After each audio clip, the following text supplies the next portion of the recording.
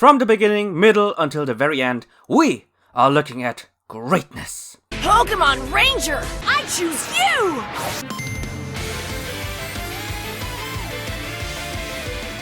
What's up, my dear boys and girls? It's your Ranger Boy here, and even after hours and hours after the Serena return has aired, I still can't get over how absolutely perfect this episode was. Long? Are you okay? Why do you even ask, girl? Because since last Saturday, you've been practically uploading every day. I just wanted to tell you, nice job, Long. And can you please upload every day for the rest of your life, please? I'm not so sure about that, since throughout the week I was highly motivated by episode 105, Eievui and Nymphia, Encounters and Reunion. And the only way I could do something like this again is if Serena would ever make another return again. Wink wink. So, what did our Colors Queen do to make this episode a must-watch? If you want to know more, if you want to know my opinion, then grab some popcorn, grab some cookies, and let's do this. So instead of the usual intro of Ash and Go, we instead go straight into the episode with Koharu hearing from Kikuna that apparently there is a Sylveon trainer creating some buzz in the contest scene. I wonder who that could be. Probably Lysia. That still makes me laugh. And since both Ash and Go are also in Hoenn right now to catch an Altaria, Koharu is now on her way to Lily Cove City, and as soon as she arrives, there already seems to be a lot of buzz being created by the one and only, the debuting Lysia. Oh my god, she's finally canon! And she is also exactly how I expected her to be. Basically the modern idol character with a lot of glamour and sparkling surrounding her. And even the typical kira kira catchphrase. Not really a fan of the whole kira kira thing, to be honest. I'm more of an other type of guy. As it turns out, Lysia is on a scouting mission to find some potential new coordinators and immediately targets our girl Koharu, who hesitates for quite a bit. But the glamorous Lysia won't accept no for an answer, explains some basic concepts about contest, gives her a contest pass and a Pokéblock case right away, and off she goes with the cameras following her into the distance. While Koharu still can't really comprehend what the hell she just witnessed, her partner Eievui senses a strange presence in the air, which turns out to be a Sylveon training in the distance, and that of course was the signal for the return that many people have been waiting for almost 6 years. The return of our girl, the Colors Queen, and for many, the Queen of Pokemon, Serena. Sorry guys, I still get goosebumps every time I see her in that shot with the ocean behind her, perfectly complementing her overall appearance. Speaking of appearance, look at how stacked Serena is. The outfit she wears is something you can actually get in the XY games by having maximum popularity stats while also having a lot, and I mean a lot of money. My god, our girl is rich, and I'm here not being able to buy oil, flour or noodles. But to be honest, that's not really because I'm poor, but more so because, you know, real life events. God damn it. Anyway, forget about real life, because we are here to reunite with the Queen, who, by the way, instantly melted my heart by just hearing her voice. Okay, where was I again? Yeah. We're here to reunite with the Queen, who quickly recognizes Koharu thanks to her scouting being broadcasted live for everyone to see. Oh yeah, including Ash and Go, who are shocked to see their friend after failing to catch an Altaria. Anyway, after some nice introduction, Koharu assumes that Serena must be the person she is here for, aka the one who causes some major buzz around the contest scene, and just like in the good old days, Serena blushes after hearing that compliment. That's our girl! Even though she isn't quite sure about that reputation, she does admit that her and Lysia are doing quite some things in the contest scene, which kinda indicates that her and Lysia are indeed rivals. So the Chinese leaker, which I talked about in one of my past videos, was correct. Of course, we now enter the part that not only I, but also the majority of the fandom has been waiting and wishing for years. Besides, you know, Ash and Serena reuniting, but we will get to that in just a few minutes. But I'm talking about the conversation between Serena and Koharu. And right from the get-go, after hearing about Eivi's struggles, Serena reaffirms that her path indeed seems to be very open, which also reminds Serena a lot about her Sylveon's own story, including some nice XY/XYZ flashbacks, and that her Eevee evolved because their hearts united as one. After that nice recollection, Koharu asks Serena about how she decided her career as a coordinator, because till this day she, just like her Eievui, also can't really decide what kind of path she will take. And then the moment we all wanted came. That Serena hears about Koharu's struggles, immediately recognizes that she was exactly like her, traveling without any plan and book goal in mind. But after she witnessed Pokemon performance, she finally had a goal, to be someone who performs while giving strength to the people who are watching her. And even though things might not get too well and you get depressed in the end, it gives you even more happiness when you do succeed. Okay, I'll be honest, I have to admit something. I had to retake this script numerous times because when I first watched the episode with subtitles, I cried. I mean, I cried a lot. And I even cried when I read the script because it just reminded me of all the struggles and all the past that Serena had to go through. So, okay. Hey, Jennies, can we talk, please? Come on, man. Don't be shy. Don't be nervous. I know the community throws a lot of shit at you, and more than often, I can't really defend your actions. But this time, I gotta say this. You did a good job, man. You did a really good job. This was everything I've been dreaming about, and more, when it comes to the impact of Serena's return. You beautiful bastard, this time you deserve the praise. But I guess I wasn't the only one who was impressed by Serena's speech, because Koharu is in awe with her as well, so much so that she feels like Serena is sparkling and shining bright while talking about her past. Suddenly their conversation gets interrupted by an overly excited Go who wants to see Koharu perform now. And I just love how Serena secretly wanted to eavesdrop the conversation. God damn it, such a curious cat. Which makes that little scene even more depressing when you see Ash shouting into Go's phone as well. Koharu! Why didn't you put your phone speakers on loud? No! Now with both Lysia and also potentially Ash and Go expecting her to perform, Koharu gets really nervous and really unsure about the entire situation and asks Serena for advice. And Serena, of course, then quotes the exact advice that Ash gave back then during the XYZ days after she lost in the masterclass against Arya. Journeys, you clever bastards. You should raise the income of whoever came up with the idea. Probably Tetsuo Yajima, because that guy is the god of amour shipping and Serena is his girl. And with that great advice, Koharu is ready to do contest while Ash and Go are running towards the contest hall. Until suddenly a familiar face appears, aka the new sworn enemy of all amour shippers, Wallace! And even though Wallace is now burned into all amour shippers' memories, he didn't seem to leave any kind of impression on Ash at all because Ash can't remember him whatsoever. He only was able to remember him after he made a very nice callback to the Wallace Cup, including an appearance of May and Dawn. Really nice. Journeys, why couldn't you do such a callback when Dawn was there for like 8 episodes? Why do you hate my girl so much, man? In hindsight, Dawn really deserved better. Putting my eternal grudge about the Dawn returns aside, while Wallace was bragging about his niece Lysia, Ash and Go don't really want to listen to that since they just want to see Koharu and, potentially Serena so that they can reunite, kiss, and we can live in an alternate universe where we get a time skip of Ash and Serena having a baby and that baby being the next future protagonist. Wallace! The master of the contest then suddenly makes the remark that he saw all of Ash's Pokemon World Championship battles and wants to test his skills against Ash, since in his opinion, he is on a similar level as the Hoenn champion Steven. Which makes this statement very funny for 2 reasons. Firstly, because Ash instantly remembers Steven, which visibly pisses off Wallace quite a bit. I mean, I can't blame Ash. Have you seen how sexy Steven is, especially during the XY days?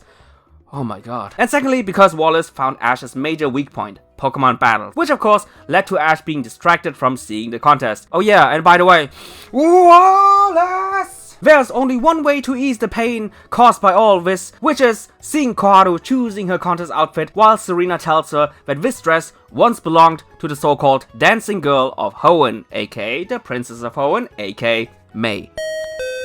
Ah man, even after all these years of absence, May is still in our hearts. Oh, man, I really wish she was here right now. And once again, Serena is here with yet another great advice, that dressing up and being on stage might result in both Koharu and Eievui being able to discover a brand new side of themselves. My god, we still have 10 minutes left, but Serena already gave our Gen 8 girl more help and advice than anyone could ever do. You're my new best friend.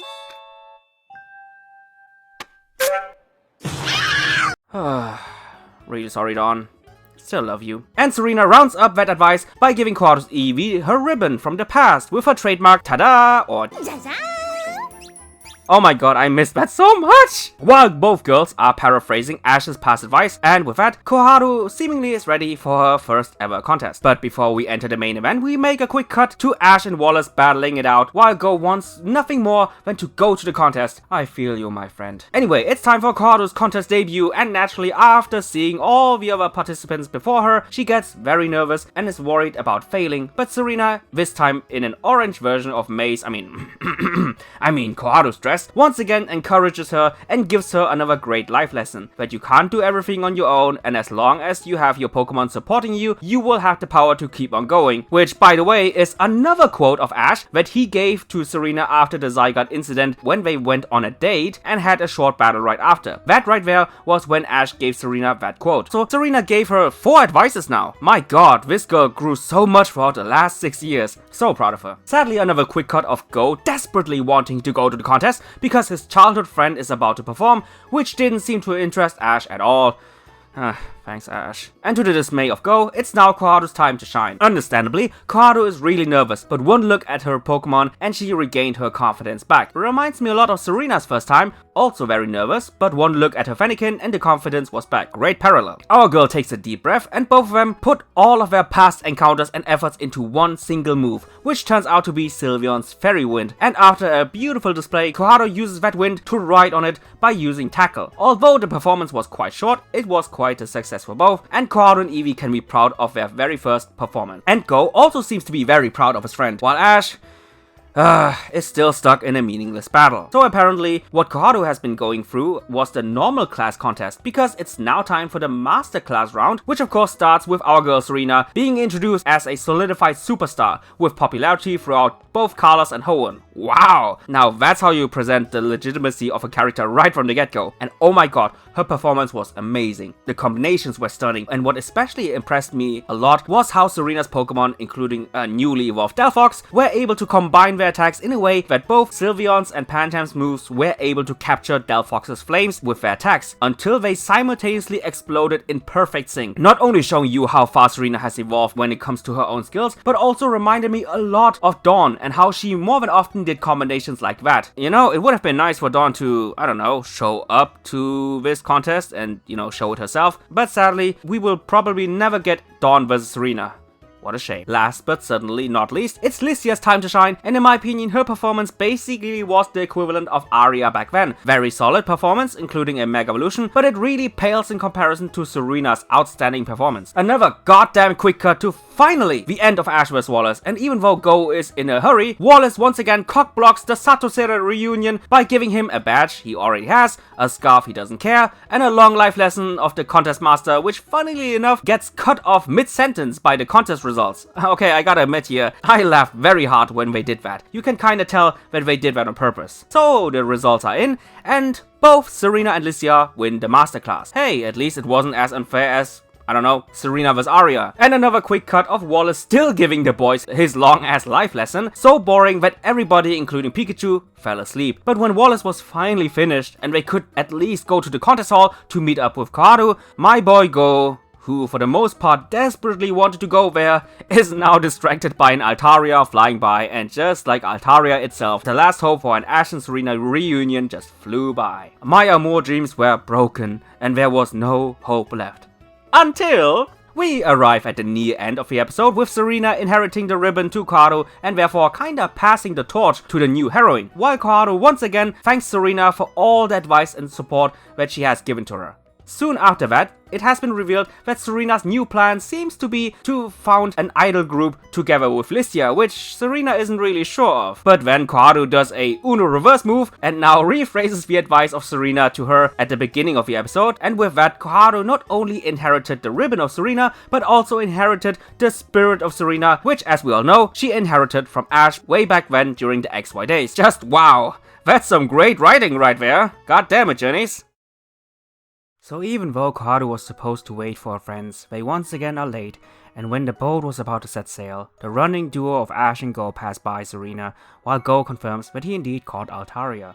A surprised Serena calls out for her beloved Satoshi, which just hearing her saying his name gave me goosebumps all over my body and caused my heart to skip a beat.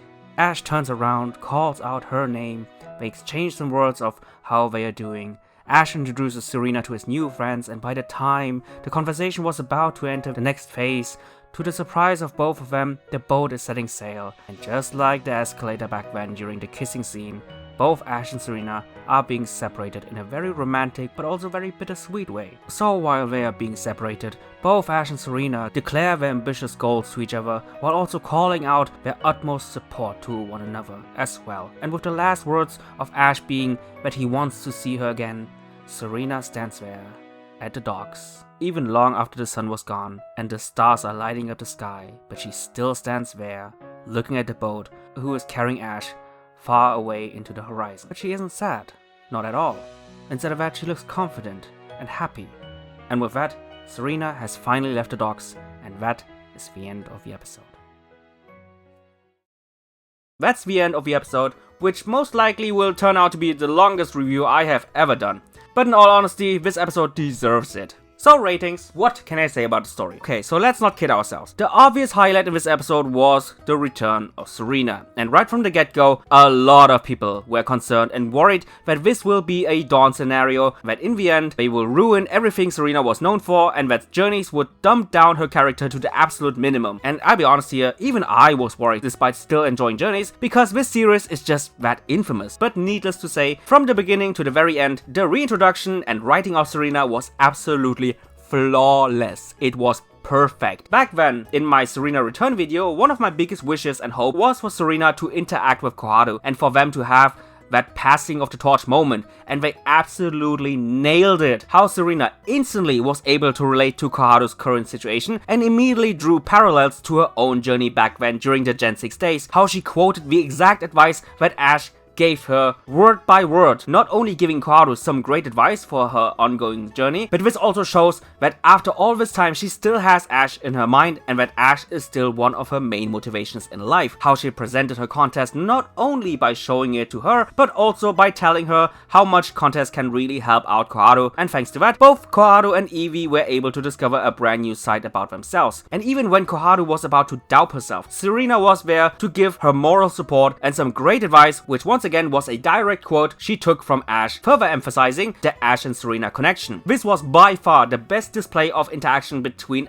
a past generation and a current one. No other return episode has ever achieved this kind of impact and influence like Serena did for Koharu, and it was perfect. Which is weird because we are talking about Pokemon Journeys, who are infamously known for more than often mind-bogglingly bad writing. And not only was the writing of the interaction a must-see, but another important thing is that Serena actually stayed in character. You could see hints of her past self, like when she immediately blushed after getting a compliment by Koharu, which she did a lot during the XY days, especially with Ash. Her "tada" catchphrase, her sense of fashion, her still having Ash in mind while talking to Koharu, and last but not least, how she showed some short but quite effective burst of passion after seeing Ash. See, Journeys? You did it correctly with Serena in one episode. Why couldn't you do it with Dawn during, like, 8 return episodes? But at the same time, it didn't really feel like the Serena of the old days, but a newly evolved Serena, thanks to not only her new appearance, but also for the most part, thanks to the way she acted with a more mature and mentor-like vibe to her.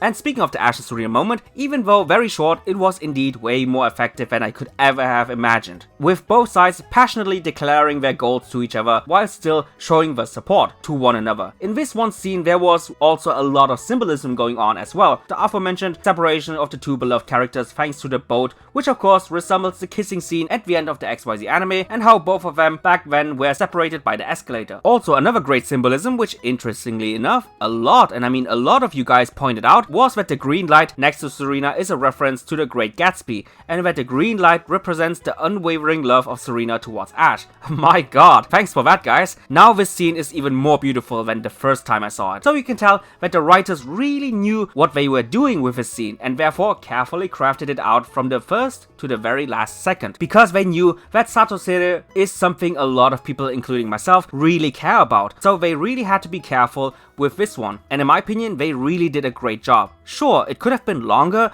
but what we got was great, while feeling like an appetizer for a potential second return. If Dawn can get 8 episodes and Iris can get 2, why not give our girl Serena at least 1 more? Another thing I want to mention very quickly is Lysia. All in all, I think her debut was really good. In just a few seconds you could tell what she was all about, aka the glamour, the spotlight, and just in general the vibe of a pop idol. I also liked how they established her very early on, with Serena stating that Lysia is basically on the same level as she is, but how that dynamic suddenly changed from seemingly being rivals in the past to now potentially friends who are in a pop idol group. Personally, I wish there was a little bit more about her. I really hope that Lysia gets a second return, so that that we can learn more about her, and hey, maybe we can get some sort of idol performance of both girls with a lot of sparkles and a lot of kira kira, which would sure embarrass Serena a lot, especially if Ash was ever to witness her performance. Now, speaking of not seeing a performance, let's talk about Ash vs Wallace. And on the one hand, I can sorta agree with the sentiment that this quote-unquote battle didn't really need to happen at all, because first of all, it didn't really influence Ash's story in the slightest, nor did it have any kind of animation highlights, but instead it was nothing more than basic exchanges of moves with very basic looking animation. But despite my initial review joke of despising Wallace, I in fact liked it, because the main purpose of this battle was not to provide action, but it was only there as a mere plot device to artificially cause a separation of Ash and Serena, which in my opinion had two goals in mind. First of all, to then make the last minutes of actual Satosere even more meaningful and impactful, but also secondly, to tease the fandom so hard that their balls went blue, therefore craving for more, and this intentional separation of the two characters combined with the sudden separation in the middle of their conversation really indicates on the writers teasing the fans for another upcoming return. I could be wrong here, but the way how they executed this episode really underlined my initial statement. P.S. I also thought that the interaction between Ash and Wallace was just hilarious. So Long, do you have anything negative to say about this marvelous episode? Yeah, I have one, but only one teensy tiny little nitpick, and that's the contest. I'm not necessarily talking about the content of the contest, because that was great, but more so about the format. If you paid attention, I often refer to this contest as performance, because at the end of the day, that is what it actually was, a performance. In fact, I would even go out to say that it resembled more the Pokemon performance concept of XY rather than the actual contest format of past generations. One reason of how I would explain this sudden change in format is due to time restraints. Back then, contests had both a performance followed up by the battling section. Problem is that those take a lot of time from the episode, and thanks to the fact that this episode was more than stacked enough with content, the writer had to cut down something, and I think that they had no other choice but to minimize the contest idea. But all in all, I felt that it was very weird that they still insisted on this being a contest when it was clearly Pokemon performance, but sadly they had to refer it as such because that was both Serena's current goal and Koharu's upcoming debut. But besides that little nitpick, I will still give this episode story a perfect score of 10 out of 10, because the writing, display of Serena, evolution of Koharu, and short but meaningful Amor moment was just too good to be influenced by such a little issue. What can I say about the focus? Eevee and Sylveon, encounters and reunions was the focus, and it was really accurate. Of course, the first part of Eevee and Sylveon not only represented their Pokemon, but more so foreshadowing the interaction between Serena and Koharu, which of course is the most important aspect of this episode,